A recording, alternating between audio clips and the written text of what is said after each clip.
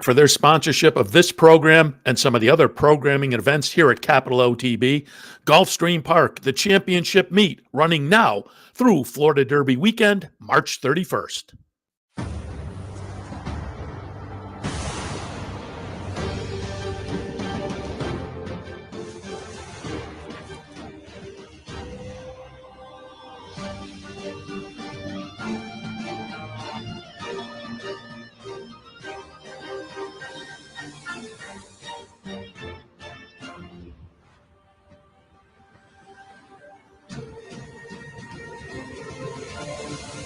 Broadcasting live from the Capital OTB studios, this is Racing Across America with Seth Merrow.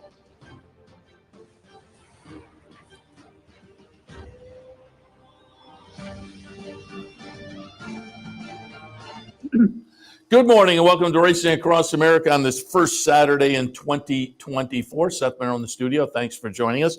And as it is the first Saturday in 2024, a little bit later on, we'll be joined by Mike Curry. He writes for the America's Best Racing website, does kind of a regular column, starting really at the end of the two-year-old season. But as we have now officially changed from two-year-olds to three-year-olds with New Year's Day, the technical official birthday of the thoroughbreds, we're now on the three-year-old side of things. And Mike does the nice three heating up, three cooling down column where he takes a look at some stakes races from the past couple of weeks. Talking about the three-year-old scene, as I say, also the late two-year-old scene, but we're in the three-year-old picture now, so we'll get an idea of maybe some three-year-olds to watch coming up a little bit later on.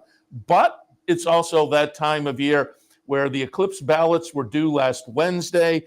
We'll know who the finalists are coming up shortly. The Media Eclipse Awards were already announced, so it's that time of year, and I thought we'd reach out to our friend Mike MacAdam from the Daily Gazette, another Eclipse voter, and maybe we would compare and contrast our ballots and see what we thought as far as the Eclipse Awards. Mike, good morning. Morning, Seth. You all ready for the big snowstorm later? Yeah, no, I am not at all. Well, I am, because I got the Price Chopper, and let's just put it this way, my refrigerator is fully stocked, so I don't have anything to do for the next 2 days except hang out in Eclipse finalist story at noon and watch a lot of football and some racing today too. So there you go. I am prepared. Unfortunately, I have to. Well, I say unfortunately, but I have. What time are you going to get out of there? I think I'm beating the storm because it sounded like 7 p.m. The trouble is, I got to be back in at this time tomorrow morning. That's the yikes. Yeah, that may be the kicker. We'll see how. Good luck with all that. Leave Walton Spa early. We'll see how that works. Yeah, exactly. Before we get to Eclipse, as always with guests, I like to go and check out the Twitter feed. And I pulled up a picture from your Twitter feed because we have talked before. You are originally from the Rochester area.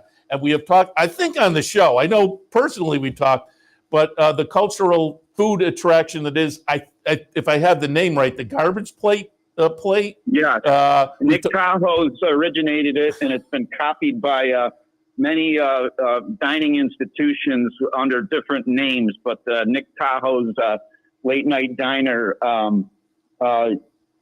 I don't know if they're open 24 hours. I know they're open long enough so that when you get out of a bar at 2:00 in the morning, you can go get one of these bad boys, garbage plate, which is essentially, I think it's probably like one full page of the menu, and they just pile it onto a plate. I think like the KFC came out with the famous bowl 10 years ago. And again, that's a major fast food franchise, copying Nick Tahoe's to some degree, I believe. So yeah, garbage plate. I haven't had one in decades, but the memory still burns. Well, as you say, it's one of the 2 a.m. out of the bar. I haven't had a Brownies hot dog from Amsterdam in Amsterdam. I don't know if Brownies is even there anymore, but back in the day, about 2 a.m., I would load up on the Brownies hot dogs in Amsterdam. But the cultural side of Rochester was again on display on your Twitter feed this week with outside a local watering hole. I guess you were back in town for the holidays.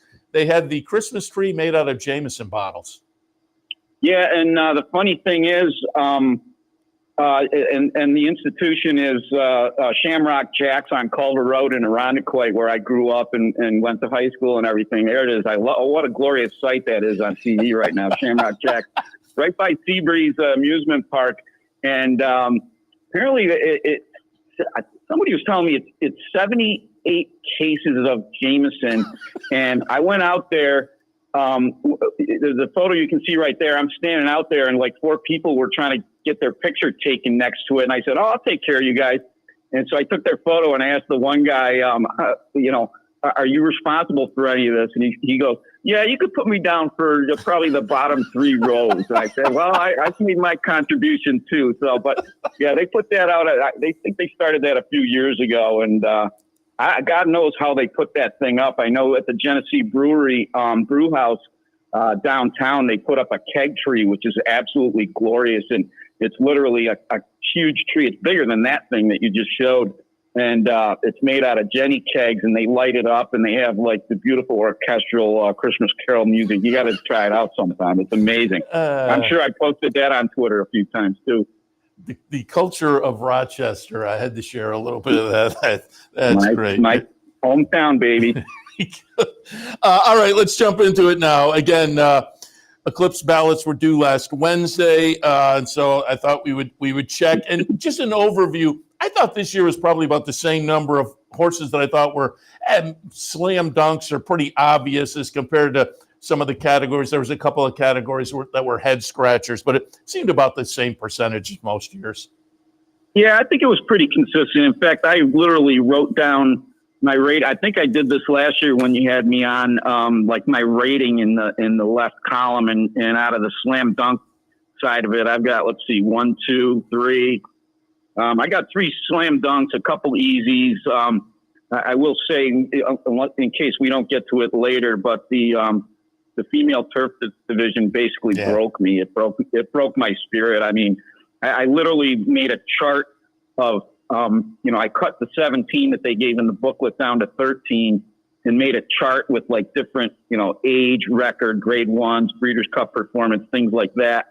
And I would show you a photo of that on Twitter, except it's covered in the blood that drained out of my eyeballs. So that it broke my spirit. I totally agree, and we'll get to that in a few. But let's kick things off. 2-year-old male. I'm going to pull up a replay of the Breeders' Cup Juvenile. It's going to be number 9, Fierceness, who had kind of a wacky career, a wacky-looking resume with the huge win at Saratoga, and then goes off as the short price favorite in the Champagne and kind of doesn't show up, but follows up and validates what we saw at Saratoga here. And to me, this win in the Juvenile made him one of the easy plays on the ballot for me. I used Fierceness on top, and then had Muth and Locked in the second and third slots.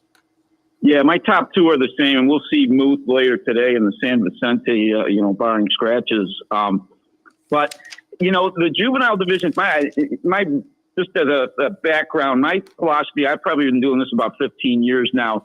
I generally don't vote on top a horse who only won the Breeders' Cup, and that's it. I consider it a year-round resume building type of award in most cases. With the juveniles, I'm willing to let it slide a little bit just because they're more lightly raced. Yeah. And in this case, I think winning the Breeders' Cup was enough. The impressive win first time out certainly contributed to it, but also the fact that he beat one of Baffert's, big studs by open lengths. That's all I really needed to see. Yeah. So Fierceness on top, Muth. I had Prince of Monaco in third. Yeah, and again, for folks who aren't familiar, second and the third really don't count as far as the actual Eclipse. They count the top vote. Second and third help decide the finalists, though. So that's all it is. Yeah, really. And again, sometimes you're just trying to reward somebody and get them to dinner and recognize a good year or whatnot. All right, sure. 2-year-old female going to again pull up the Breeders' Cup Juvenile fillies. Again, to me, this is one of the obvious ones. The number 12, just FYI, gets it done for trainer Bill Mott. This was the third start of the career, the third win of the career after the maiden breaker at Saratoga, and then winning the Frazette. So just FYI, again, another easy call for me. Candide second, hard to justify third for me. Yeah, that was one of my slam dunks. I had hard to justify second, and then Bright Work third. Yeah, when you get to the second and third, as you just kind of alluded to, I'm not saying I'm like, okay, whatever. I take it seriously and everything, but it is with a certain understanding that if your third is different from somebody else's, it's not the end of the world. Yeah. I really debated about Bright Work, and like you, and like we've just kind of stated, I maybe wanted to reward the team there for what was a really good early portion of the season and a really big Saratoga. But then, boy, it's just the follow-ups were kind of disappointing. I'm going to be interested to see what she does this year.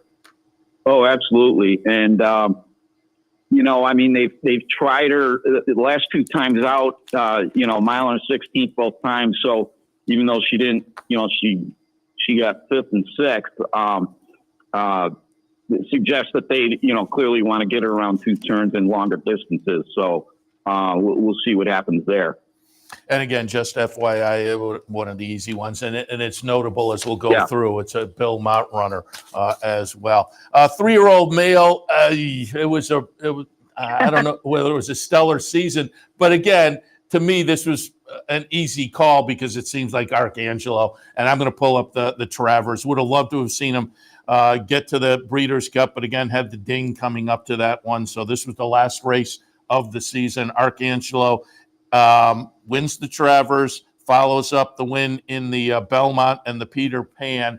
And as I say, it was not a stellar year on the 3-year-old side of things, but he seems kind of obvious. I put Arabian Night second and Program Trading third, but your thoughts on the 3-year-old side?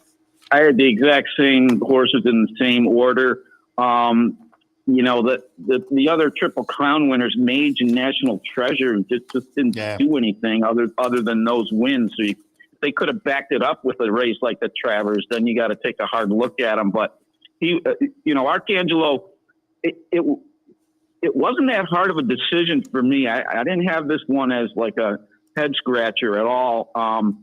The 3-year-old division, the male division, comes up kind of weird like this every once in a while, especially when you have 3 different Triple Crown leg winners, and they don't back it up. What was the Lucas horse? Will Take Charge won it a few years ago without winning any of those races, and I think he won the Clark at the end of the year to kind of cinch it. So you can see some weird things. I thought the Belmont Travers double, you kind of get a little recency there too, in this case, that the others didn't really have. Arabian Night put together a nice, beat Older in the Pacific Classic, so he kind of gets a little bit for that. But at the end of the day, he only won 2 races, and one of them was the Southwest back in January. So he just didn't, he's pretty close in the Breeders' Cup Classic, but just his overall resume just didn't stack up against Arcangelo, I didn't think. Yeah, and again, I think those first 3 we talked about are going to play out that way when we hear the results. Meanwhile, on the 3-year-old filly side, this one I'm going to be a little more interested to see how it breaks out.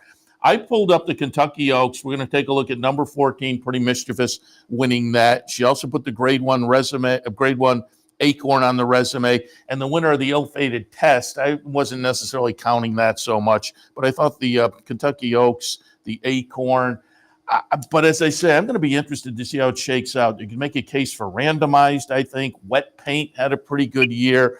And I used those. I used Randomized in second. I put Zajira third. I thought she was a little bit intriguing at the end of the year as well.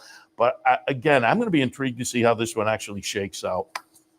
So you had Pretty Mischievous on top? On top, yeah. Because Oaks and the Acorn, you add those 2 together. She did get credit for the test, so I used her.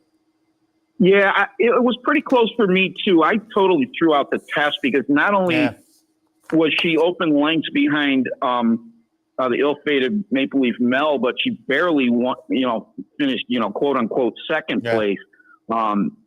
Just barely gutted it out. So the test is a throw-out. I went Randomized on top and then Pretty Mischievous. You could go either way.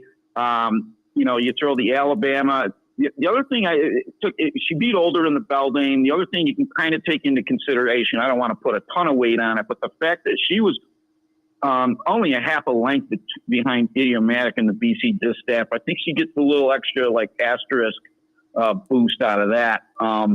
So I went Randomized, Pretty Mischievous, and then Wet Paint in third. Wet Paint, I think, had a lot of potential to win this category, in the early part of the season, and then just didn't really back it up that much. Won the Coaching Club American Oaks at Saratoga, but then nothing after that. So, and got beat right randomized in the Alabama. So I went randomized, pretty mischievous, and wet paint. Yeah, and I completely get it. That's why I say I'm going to be interested. Randomized, you make the great points, beat the older and the Beldame, and the just miss in the distaff. I'm going to be interested to see how that one goes. Older males. Yeah, I know what you and I did now, but I'd be very curious to see what everybody else does. Yeah, no, that's one of those categories where I think you can make legitimate arguments for 2 or 3 in there. Older dirt male. I went with Cody's Wish. I went back to the Met Mile, which was one of the more fun races of the year.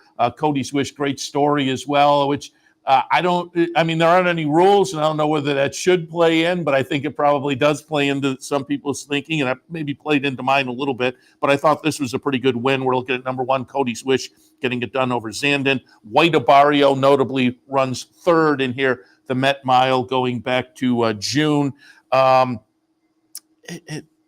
Again, interesting category with White Abarrio and the season he put together at the end with the Whitney and the Breeders' Cup Classic. Zandon had some things you could like, but only had the one win. But for me in the older dirt male, I went Cody's Wish over White Abarrio, and then I put Elite Power 3rd.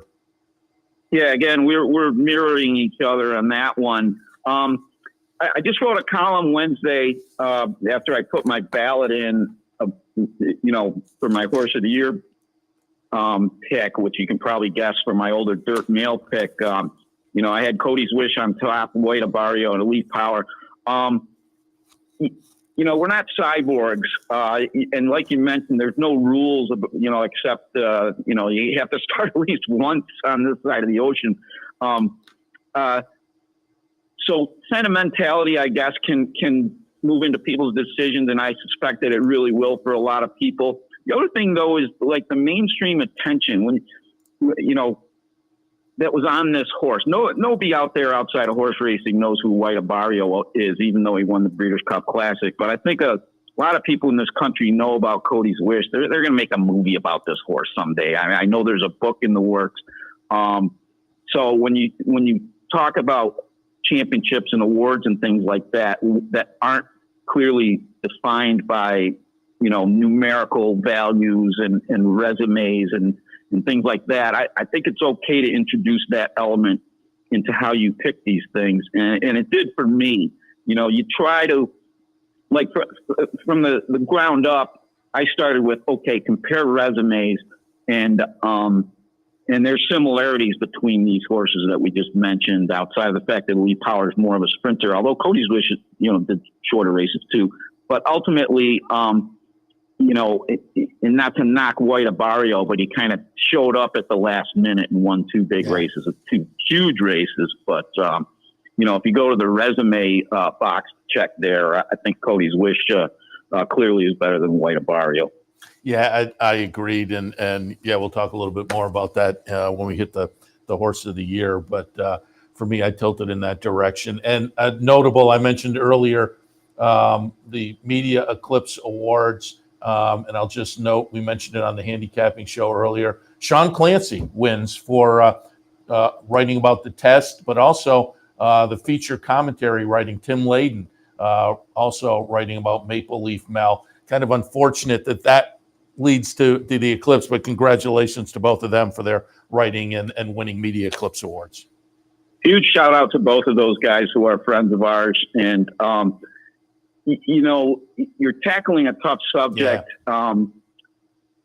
I had to write a second day column on Maple Leaf Mel and then New York Thunder as well. And, usually those 2 days for us are, the easiest days of the meet, because you just show up at the barn and take a photo of the blanket of flowers over the railing and talk to happy people that are happy to talk to you. But in those 2 instances, it was the opposite of that. So huge credit to those guys for, and they're both incredibly talented people for digging down and producing, great narratives of something that was very difficult to write about. Yeah, absolutely. Another category that I think will wind up to be a slam dunk for most people, older dirt female. You just have to love the season from Idiomatic. She starts in January, ends at the Breeders' Cup in November, but she winds up the season with a string of 3 straight grade 1s, following the grade 2 Delaware handicap, but then she follows it up at Saratoga, the Personal Ensign, the Spinster, and the Breeders' Cup Distaff. We are going to take a look at the Breeders' Cup Distaff and see Idiomatic get it done. And you'll see that the nice 3-year-old filly randomized, the number 8 runs second. But in the older dirt female, I went with Idiomatic. Clairiere I liked all year long. I put her in second and Adair Manor in third. Your thoughts amongst the females? Yeah, I kept waiting all year for Clairiere to show the promise that you expected out of her. In fact, I didn't even include her in my top 3. I had Idiomatic won the slam dunk contest, I guess you could say. She was Michael Jordan in the slam dunk contest, winning it. I had Adair Manor in second, and then I put Goodnight Olive in third. I wanted to put somebody who ran at the longer distances like Clairiere in the third spot, but nobody just did enough for me. Looking back, I mean, Clairiere winning 2 grade 1s, Apple Blossom and Ogden Phipps, maybe this is one that I'm second guessing myself a little bit, and she was not far off in the Breeders' Cup Distaff, only 3/4 of a length. So I think you could probably qualify her as my biggest second guess of, how my ballot played out. But again, back to the whole second and third place thing, it's the top spot that really matters over everything else. And Idiomatic just had such an unbelievably spectacular, long, consistently great, going all the way back to January 4th. I mean, that's over a year ago as of 2 days ago or yesterday. Looking at her PPs, I almost kind of want to pull up the grade 2 Ruffian at Belmont on Derby Day, just to see how she got beat by 5.5 lengths by Past the Champagne. Just out of pure curiosity. But really, she won the slam dunk contest out of the whole, 17 categories. Yeah, totally agree. And I kind of agree with you underneath. I could have used Goodnight Olive in there. I just kind of always liked Clairiere, and so I have to admit I have a soft spot, so I stuck her in. Yeah, I'm with you on that one, totally. That's why it was a little disappointing she didn't get one more. And I will say, about mid-stretch, I thought she might win the Breeders' Cup, and so the fourth point, she was less than a length away, but she was coming. That certainly would have changed voting significantly. All right, male sprint category. Another one, I think Elite Power with the win in the Breeders' Cup probably is gonna grab that one. And I, in fact, put Elite Power on top over Gun Night. The Chosen Vron, that's one of those where I thought I'm going to give those folks a little love because they have an interesting little Cal-bred sprinter. Right. So I tossed that one in underneath. But I did pull in what I think was maybe one of the best races. Not maybe. It was one of the best races of the year. The up at Saratoga, the Vanderbilt from July, fairly early in the meet. It's going to be number 4, Elite Power, over number 5 Gunite in a ding-dong battle in here. But again, you toss this one in, grade 1 victory, then the close-up second to Forgo, and another nice race up at Saratoga. But the win in the Breeders' Cup Sprint kind of put the exclamation point on it for me. So Elite Power on top in that category. Yeah, I went Elite Power Gunite, and then I just threw Cody's Wish in there because 2 of his were at 7 furlongs. Man, I hope we have a rivalry like Elite Power and Gunite pop up this year. I don't know where it's going to come from, but if we get another one like that, man, it's going to be fascinating to follow. And kudos to Elite Power coming back at 5 and backing up what he did last year. Really, let's see, did I put Slam Dunk on here? No. Oh yeah, I did put Slam Dunk, but with an asterisk because just based on the Breeders' Cup Sprint, I thought that closed the door on Gunite. But boy, please, can we have a 2 horses duking it out like these 2 did last year in 2024? Love to see it. And again, I will note Elite Power trained by Bill Mott, and that'll play into conversation in a couple of minutes. But females, we might hear about him later. Female sprint candidate another interesting category, but again, with Goodnight Olive repeating in the Breeders' Cup Filly and Mare Sprint, I used Goodnight Olive on top. Pull up a replay of the Filly and Mare Sprint, Breeders' Cup Filly and Mare Sprint. She's going to be the number one horse here. Wins it pretty easily as the favorite. So that was enough for me to tilt in that direction.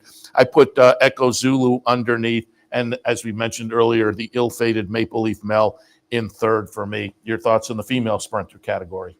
Yeah, I'm fully aligned with you on all three and the order.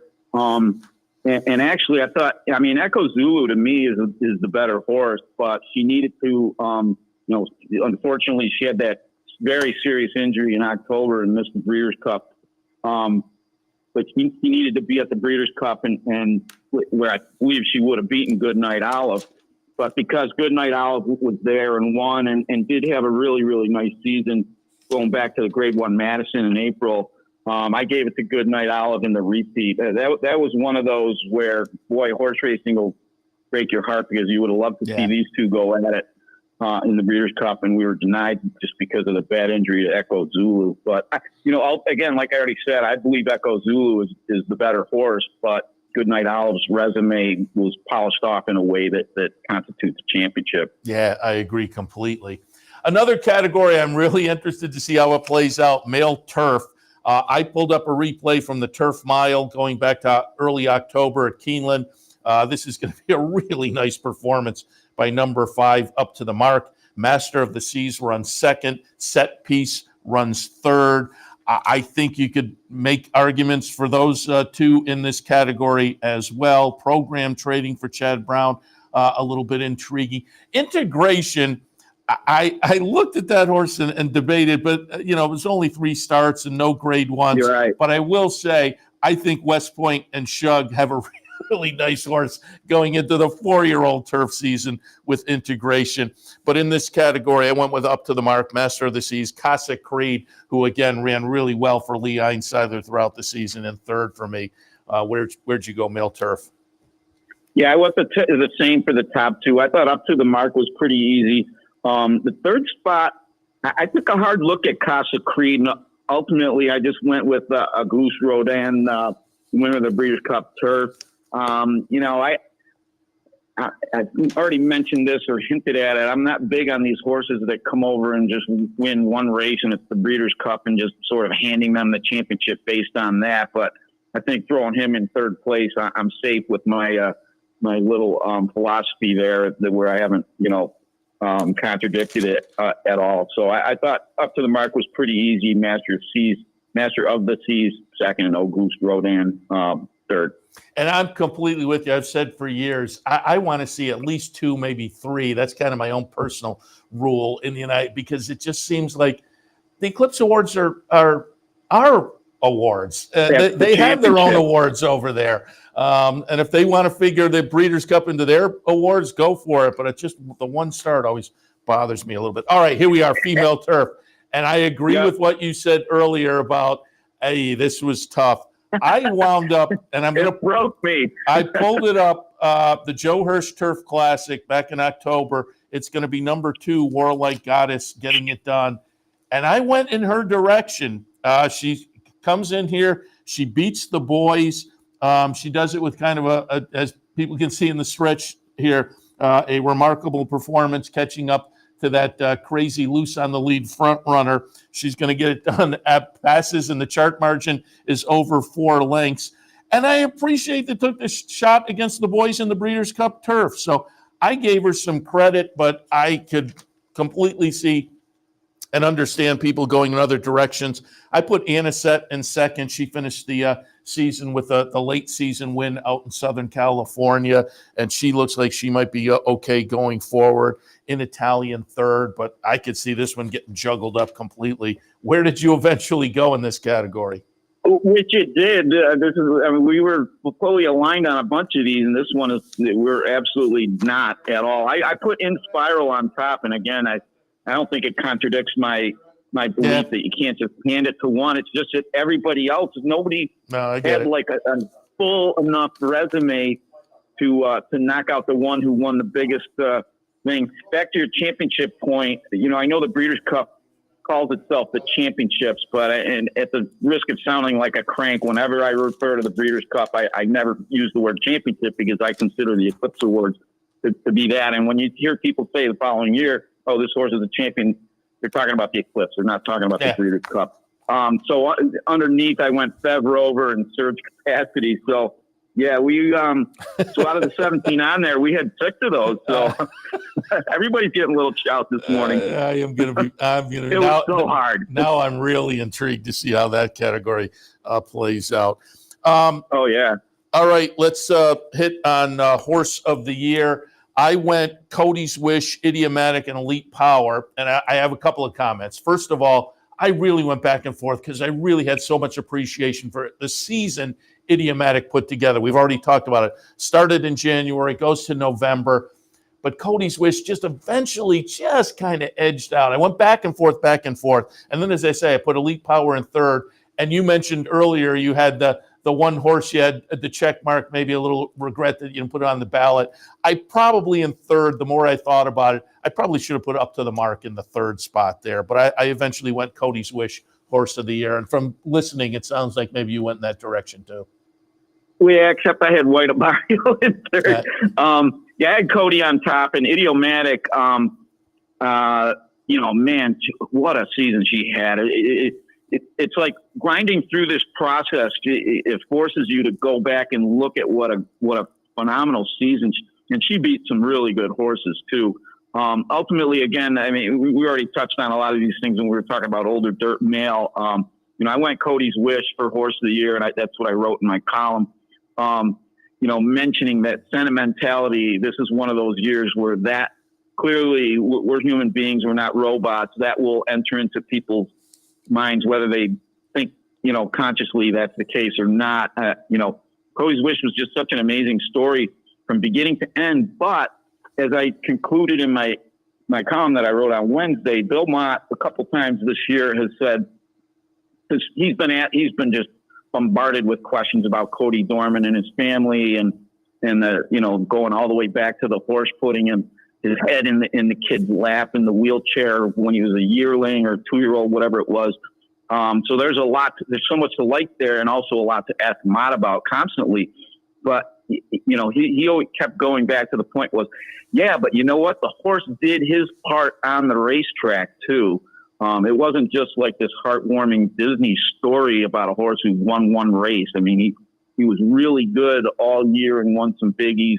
And, just from a straight, pure resume standpoint, he belongs in the conversation, and then you throw in the mainstream media attention and, just sort of like this universally loved story. I think it just all added up to what I considered the horse of the year.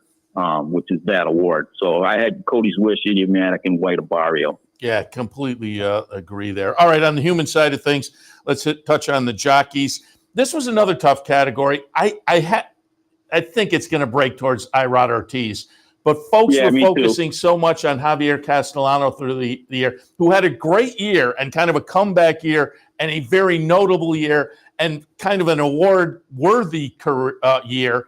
But I just think the numbers Irad put up were so good in all the various categories: wins, money, graded stakes, grade 1 stakes. I think it's going to tilt towards Irad. I had Javier on top before the Breeders' Cup. And then Irad won, 3 Breeders' Cup races: White Abario, Goodnight Olive, and Elite Power. He had 15 grade 1s overall with 10 different horses, by the way. It's not like he kind of had 3 studs who won, a ton of races.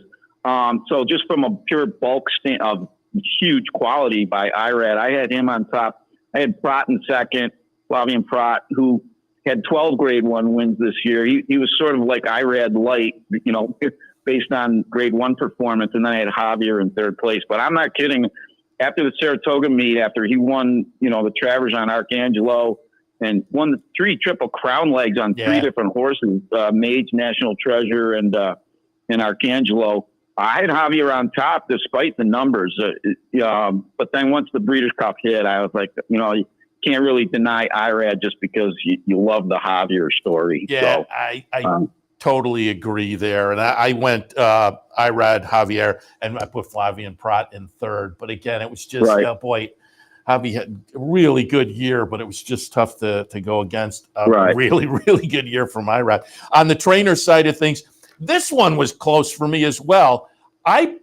Brad Cox had great numbers. Again, numbers that are typically would be award winning, but Bill Mott with the year, and you look down the list of my ballot, he had champions, just FYI, Cody's Wish and Elite Power, and then the horse of the year as well. And I might have changed this vote had I gone for Idiomatic as horse of the year. I might have gone with Brad, but I slightly went for Bill Mott over Brad Cox. And then in the third spot, I had Linda Rice, just again to maybe recognize the very good season she had in New York. Right. But on top for me, boy, it was a tough call, but I went with Bill Mott.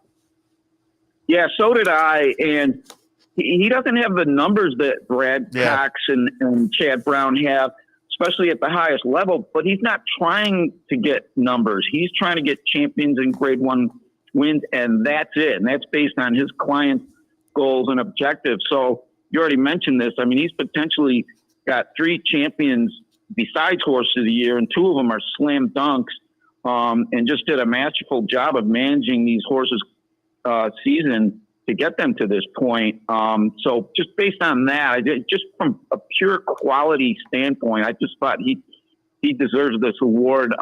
Brad Cox, it's an interesting point you make up that if you do go Idiomatic, you sort of force yourself to put Brad Cox on top. But we've already covered a lot of Cody ground here, and based on that, and maybe if just FYI doesn't win the Breeders' Cup, maybe that's another kind of backdoor way for Brad Cox to win it over Bill. But the results speak for themselves. So I went Bill Mott, Brad Cox, and Chad Brown. Chad Brown kind of had a typical year for him, which is typically threatening for an Eclipse Award. So that was my read on that category. Yeah, I'm going to be interested to see how it shakes out, though, because again, Brad had the numbers, but Bill is just a really quality year. All right, Mike, before I let you go, I know you wrote a column about it when the news came out. I had Pat McKenna on when the news came out, verifying what we all knew, that the Belmont Stakes coming to Saratoga. I'll get some of your thoughts on it, what you wrote about in the column as well, and ask if I assume yes, you have heard as much excitement from people who probably recognize you around town. I've been in the supermarket really since about the end of Saratoga this year. I'd be in the supermarket. Is it coming? And then it's, well, when are they going to announce it? Then when they finally did the last couple of weeks, the excitement level has reached, to go with This Is Spinal Tap, it has reached 11 here. Give me I'm some. I'm going to steal that for my next column.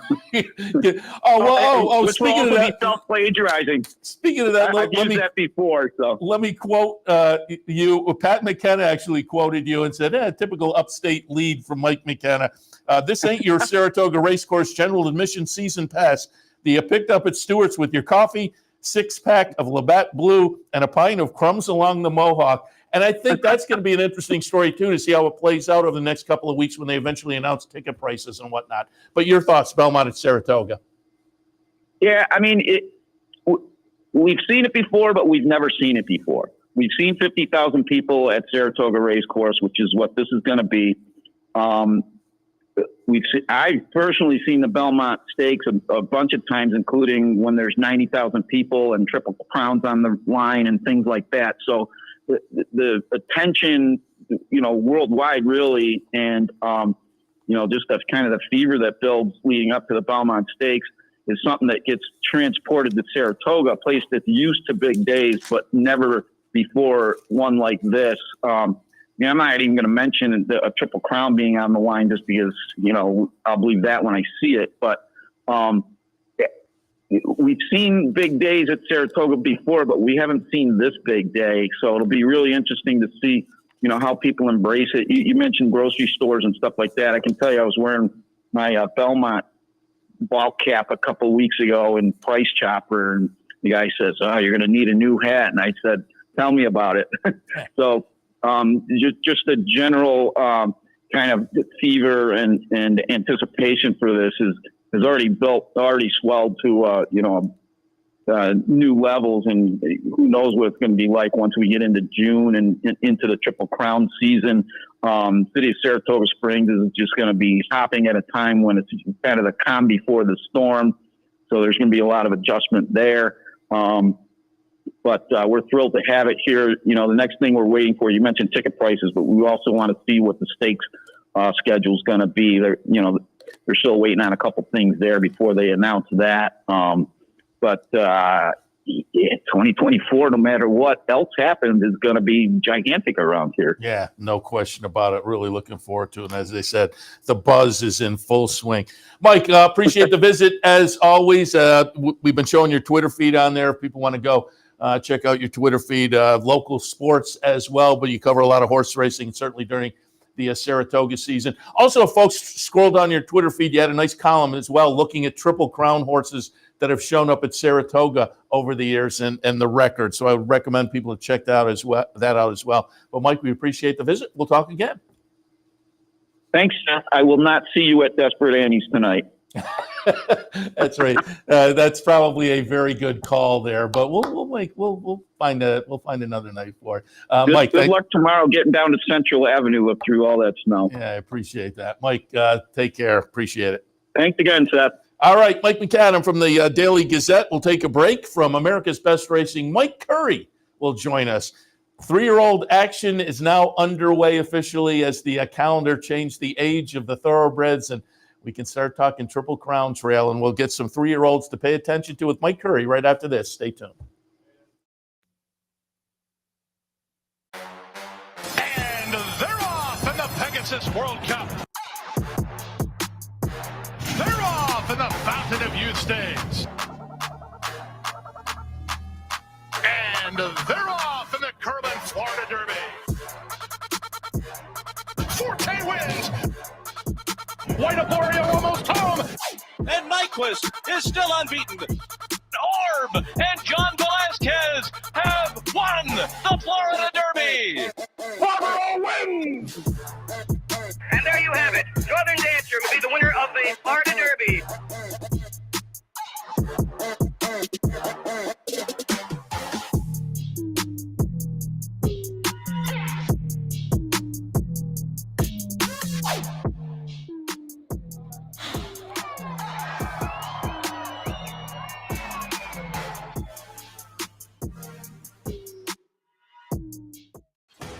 Sometimes it pays to go with the flow, to check your worries at the door, to reconnect with your crew, to follow the thrills and the flavor, to roll with it and see where it takes you, to enjoy every minute to its fullest, and to dance like there's no tomorrow. You can do that here at Rivers Casino and Resort Schenectady, where the good times flow.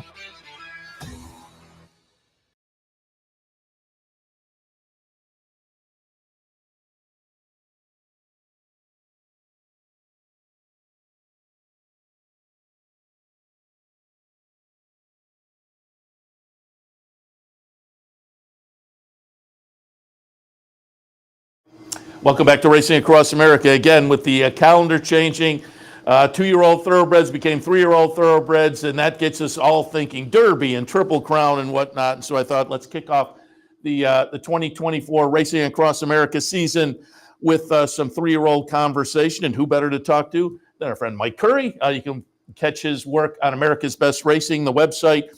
He does the nice regular column, 3 heating up, 3 cooling down, taking a look at some stakes action from the past couple of weeks and giving you some ideas of horses to pay attention to. Mike, good morning. Good morning. Thanks for having me, Seth. Always excited to talk Derby. Exactly. And again, it's that time of year. We just got off the line with Mike MacAdam, who writes up here in upstate New York for the Daily Gazette. And we had a little bit of conversation. We were talking Eclipse Awards, but we had a little bit of conversation about Belmont at Saratoga. Speaking of Triple Crown and 3-year-olds, what are your thoughts on the Belmont up here at Saratoga this year? Well, I mean, I think it's interesting. You know, we've had a lot of discussion in recent years about the history of the Triple Crown and whether we should or should not adjust it. And it looks like we're going to have Preakness at Laurel Park in the coming years. Preakness at Laurel Park in the coming years, and now at Belmont at Saratoga. So I don't know. I think it's interesting. I think the discussion, at least on potentially making some adjustments to the Triple Crown, makes sense, just because trainers don't train the same way that they did, 25 or 30 years ago.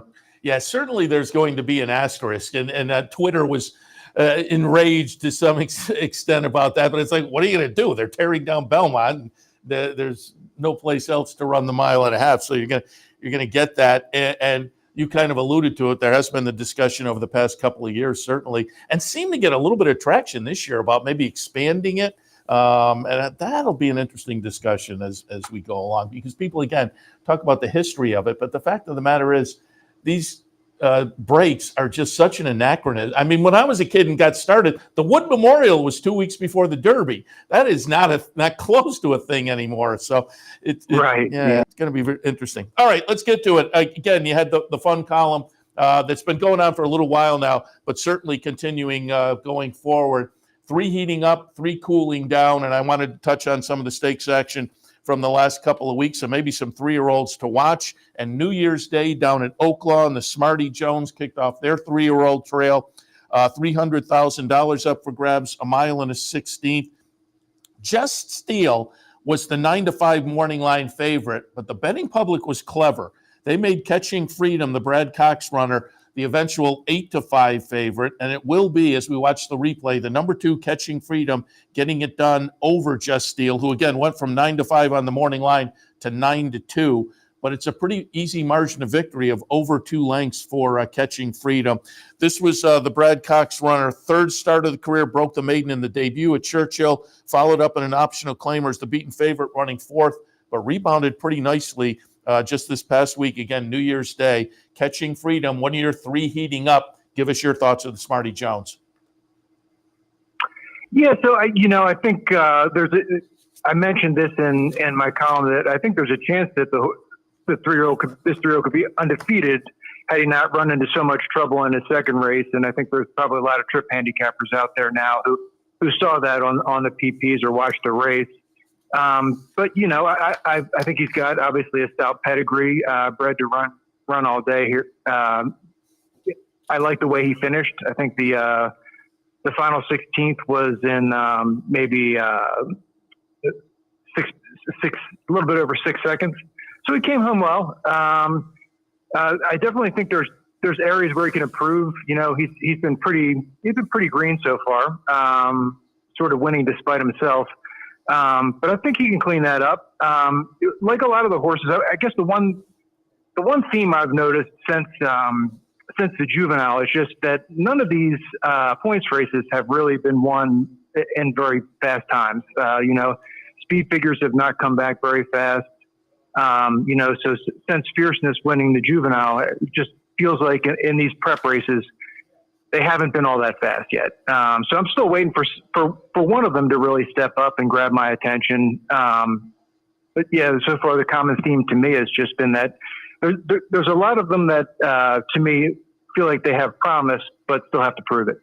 Yeah, and hopefully they will, because last year I think the 3-year-old scene was a little uninspiring overall throughout the year. But it seems like this 3-year-old crop is offering up some promise. That was Catching Freedom from, again, earlier this week. Going back a little bit, the Gun Runner at the Fairgrounds on December 23rd. We're going to take a look at the stretch run there. It's going to be number 8, Track Phantom, getting it done at 9-2. Sneed runs second. I'll tell people, because we'll have a little discussion on that as well. At 1-2, the number 6, Nash, disappoints running third. But let's talk a little bit about Track Phantom. Steve Asmussen, runner, coming off a maiden breaker in a 3rd career start. So has the look of one that kind of took a start or two to figure it out and get the light bulb, and that's not unusual for a Steve Asmussen runner. But give us your thoughts, the Gun Runner winner, Track Phantom. Yeah, I mean, steadily getting better, right? I mean, it seems like he's kind of making incremental improvements in each start.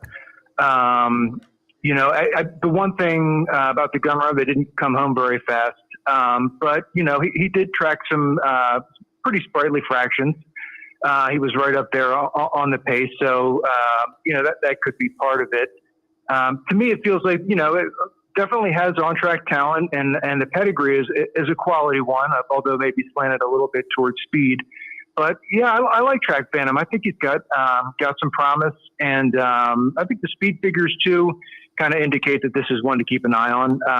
The buyer was just a tick under 90, and Equibase speed figure I think was triple digits, 102, 103, something like that.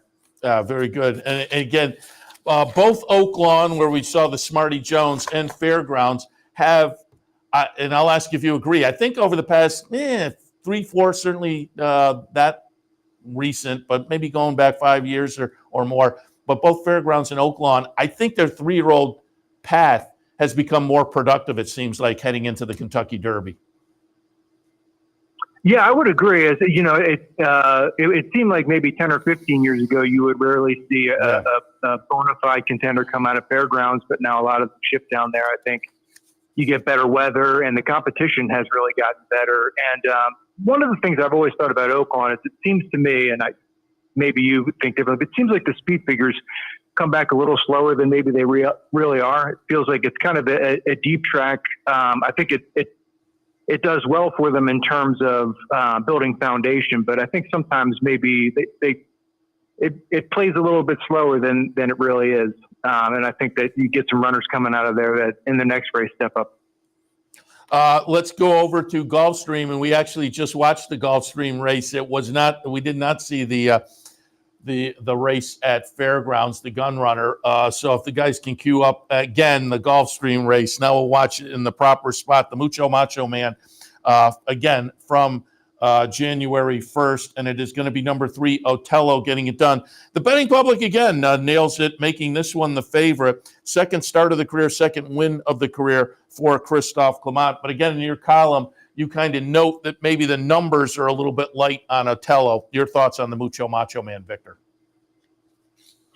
Yeah, like I said at the top, a lot of these runners, the numbers are not coming back extraordinarily fast. So there's a chance that Otello will be dismissed by fans and handicappers, and just because so far he just has not turned in a really fast race, and that's fair. But on paper, I think that this looks like a 3-year-old that will relish him at a distance. I mean, he really seemed to have a lot left late in the Mucho Macho Man stake. He's obviously by Curlin, which is always nice, and from the family of Singspiel and Rahi. So, I mean, it's nice to see Clement get a terrific 3-year-old. I'm excited to see what he does with them. Like I said, not fast enough yet, but I think there's room for improvement, and he's one for me that, especially given the pedigree, I think, one that you can dream on. Yeah, I agree. And his number, he got an 80 in the debut November. A 2-year-old in November, and 80 is pretty good. Only 2 starts. There's probably still a little blue sky. We'll start to define him, though. You get to the 3rd or the 4th start, and those numbers aren't moving forward. Then we'll know a little bit more. But it showed a little bit of promise, certainly, going back again earlier this week.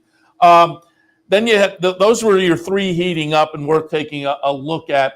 And I will also mention you have some also eligibles, and we're going to take a look at one of those. But I'll note Otto the Conqueror. I tended over the past few years, I have liked the Springboard Mile. I think I'm becoming less enamored with that one. And Otto the Conqueror coming out of the Springboard Mile. What were your thoughts there? Yeah, I mean, I guess I thought he sort of is what he is at this point. Yeah. Doesn't seem to have made, a ton of progress. So, yeah, I hate to just dismiss a runner in one of these races, because obviously they're hard to win, and I think, he's obviously got some ability, but there seems to be sort of in my opinion, just like a baseline of being good, but not very fast. I think he had the 3 straight races at 7 furlongs, all finished in 124 and change. I guess I just kind of think he is what he is right now, and I also am a little bit skeptical about his ability to stretch out. Yeah, like I say, I've always thought that race was an interesting late season 2-year-old race, but I don't know, it kind of hasn't panned out. But over on the West Coast, we're going to take a look at the Los Al Futurity, because this is one that does make your also eligible list as one to maybe keep our eyes on, a Bob Baffert runner. But I'll also note there are a couple that are worth mentioning as cooling down in here as well. Coach Prime and Wind Me Up. But the Los Al Futurity from December 16th, we're going to watch the stretch run. Number 2, Winstock will win, and that's one you had on the also eligible list. But running 3rd and 4th in, notably, the field of 5, it's Coach Prime, who went off as the 4-5 favorite, and Wind Me Up, who had shown some promise, runs 4th in the field of 5. So they disappoint. All 3 of them for Bob Baffert. But first, talk a little bit about the winner, Winstock, and then Coach Prime and Wind Me Up as being maybe a little bit disappointing in here. Yeah, I mean, I thought the winner showed a lot of resilience in battling back after he had been headed by Stronghold in the stretch. And, every once in a while, you see it's not always the most highly touted Baffert 3-year-old that jumps up, and maybe this is one of those cases. I mean, this one, I think, had a pretty high sale price, so definitely possible.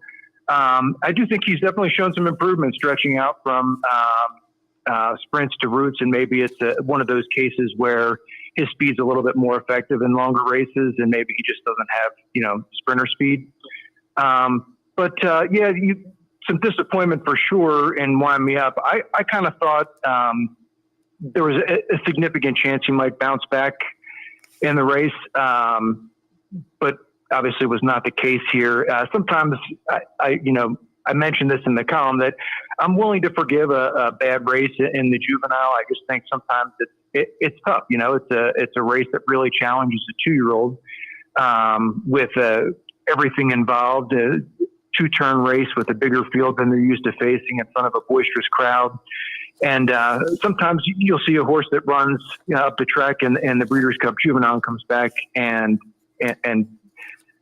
improves in the next start. That was not the case with Wind Me Up. So yeah, I'm not going to give up on him yet, but I think maybe the type of ceiling that I thought he had, maybe he is not quite that high for him. And then with Coach Prime, sort of the same thing. I mean, the one thing I'll say is that, and I mentioned this in the column a lot, it's just that I don't like to just, dump a 2-year-old or 3-year-old, a 2-year-old, or in this case, now 3-year-old, with just 1 or 2 starts. I mean, there's obviously fast progression at this time of year for these types of horses. I mean, they're on the Derby Trail, and sometimes they just jump up and will, run a monster race when you don't expect it. And I think that's possible for a couple of these horses, Nash and Coach Prime. They could certainly bounce back in the next start. They were tested, significant class tests in these last 2 races. But, I do think they underperformed given what we had expected. And I want to get to Nash finally, because to me, he is the biggest disappointment in my personal cooling down category, and I think a lot of people are with me. But I'm with you. I wouldn't give up on one race. Particularly, it wasn't a horrible race by any means. But I want to go back and show the Maiden Breaker, which had so much promise for Nash then heading into the Gun Runner. And then if the guys can pull up the Gun Runner just immediately following the Maiden Breaker. But this goes back to the middle of November. Nash is going to be the number 4 horse here, and wins by over 10 lengths in the second career start to break the maiden with a 97 buyer, a 97 in November for a 2-year-old, very notable. So subsequently comes out of that one and attracts the 1-2 favoritism in that Gun Runner where the horse runs 3rd. But again, I'm like you, I'm not going to give up on Nash, but now I'm really intrigued to see what he manages to do next time after the 3rd place finish subsequently in the Gun Runner. Yeah, I mean, if you're looking at it based solely on speed figures, he looked like a real clear standout in this race, and I certainly expected him to fire, and so it was disappointing. But you and I both said 3-year-olds can bounce back at this time of year. Sometimes it's just a case of being challenged for the first time, and then the workout habits can get better after they see that they can get beat, and sometimes it's the mind that catches up with the body or vice versa. So, you can see pretty significant changes from race to race. And so, like I said, I think you agree. I'm not going to give up on him yet, but maybe just recalibrate what we thought was the ceiling. Maybe there's not a superstar there, but there could still be a quality 3-year-old for sure. Yeah, and notably, it was the stakes debut too. And I say it all the time: just handicapping daily races. You move up a condition, you go from maiden into the first level allowance. That's tough. Sometimes it takes a start or two to figure out that next condition. So from a maiden into stakes company, but as I say, now I'm really intrigued to see what Nash can do next time. And Mike, as noted, your column fairly regularly on America's Best Racing, 3 heating up, 3 cooling down. That is not necessarily your breakout top 10 on the 2-year-old / now 3-year-old scene, but it's horses that are worth kind of taking a look at based on performances from the past couple of weeks. But I'll ask, do you agree? I just, as I said earlier, we went over the Eclipse ballot, and I think my top 2-year-old, I think, is probably everybody's top 2-year-old from last year, and therefore I think is attracting a lot of attention and would be at the top of current 3-year-old lists. Fierceness is probably the one that's going to attract all the attention early in the season. Yeah, I agree. I mean, he ran an absolutely monster race in the juvenile. I think it's definitely fair to wonder if he's going to be able to stretch out to 1.25 miles. But, on paper, in my opinion, he is absolutely the fastest of this division. One other one that I really like, I'm interested in Knightsbridge. He's a Nyquist colt who was an impressive debut winner for Mott. Haven't seen him on the workout tab yet, and I think he's down in Florida now. But a quality speed figures for him for that debut, and he's a half the Speaker's Corner. Second dam is Round Pond, who I really liked when she was with Michael Matt. So I'm very intrigued by Knightsbridge as well. But yeah, I have to agree with you. At this point, there just isn't a horse as fast as Fierceness.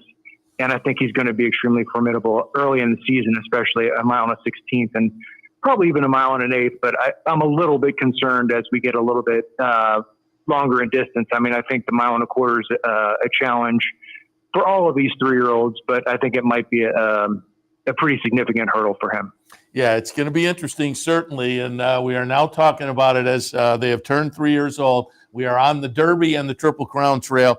And again, up here, we're very excited with the Belmont right in our backyard. So I think there'll be even more excitement this year. But Mike, wanted to kick off the season talking a little 3-year-old. And again, you have the regular column, so we'll catch up with you as the season progresses as well. But we appreciate the visit this morning. Sounds great. Thanks so much for having me. I appreciate it. We appreciate it. Mike Curry, again, you can find his work at the America's Best Racing website. So check that out. A little bit earlier, we had Mike MacAdam from the Daily Gazette talking Eclipse ballots and more. So that'll wrap things up for this Saturday morning edition of Racing Across America. And I'm just kind of looking, and we're going to send it to New York and the pregame show.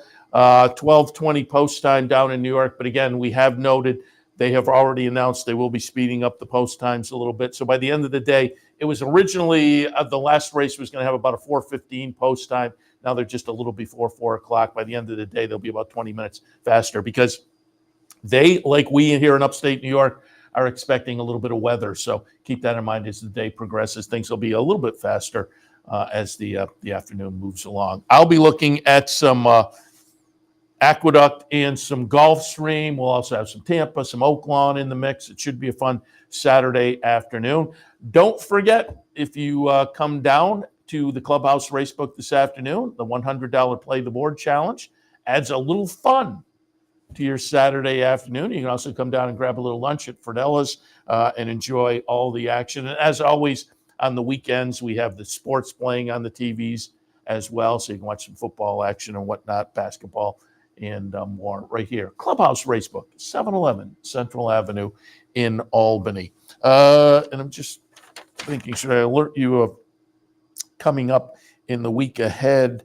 A week from yesterday, the Bounty Bet will return. So next Friday, the Bounty Bet returns, and also next Friday here at the Clubhouse Racebook, Prize Wheel Day on Friday. So that's coming up in the week ahead. But today, it is the Play the Board Challenge here at the Racebook, 711 Central Avenue in Albany. All right, Seth Merrow in here on a Saturday morning. Really appreciate your tuning in as always. We will send it out to the day of racing and promise to be back probably about an hour or so to kick things off for OTB Live on a Saturday afternoon. So once again, thanks for tuning in. Back in about an hour for OTB Live on a Saturday afternoon. See you then. We'd like to thank Gulfstream Park for their sponsorship of this program and some of the other programming and events here at Capital OTB. Gulfstream Park, the championship meet, running now through Florida Derby weekend, March 31st. You're watching OTB TV, a service of Capital Off-Track Betting.